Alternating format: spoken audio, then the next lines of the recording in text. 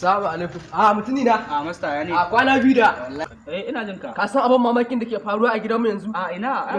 Yanzu ga maman mu can sai haihuwa ƴaƴa take ta yi ta fi ƴaƴa sun kai 40. 40? Ƴaƴa sun kai 40 yau. Yanzu ma towa ne. Idan ma kafin in koma gida sun kai 50 yanzu. Salam. Wallahi da gaske nake gaba. Ai irin wannan abun ai yana faruwa haka. To ni ai abun ba zai ban mamaki ba. Ka san na ja keke na fif ai. Ina gaya ma lokacin da ina jin keke na fif akwai wata mata da aka tsaida ni zuwa asibiti in dauko yayanta. Akalla ina ga mun kai wata 6 ne ko 7 ma muna dauko yayanta cikin keke na fif kuma kullum he mun ciko. Me kace? Watan mu 7 ina dauko ma ƴaƴan da ta haifa. Ban gama ƴaƴan jarirai kuma a ce na tsiya mace kawai. Kuma har bisa.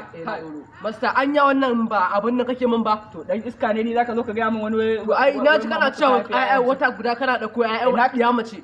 Wannan kawai ka canza wannan idan ka taba jin an ce mace ta haifi ƴaƴa 50 zaka zo ka ga min wani gidan ku an haifi ƴaƴa 50. Ni wannan gaskiya na gama amma kai wannan magana ta wata guda ƴaƴa a ce wata guda kana zuwa kana ebo ƴaƴa wata guda. Kai baka taba ji ba? Gaskiya ba.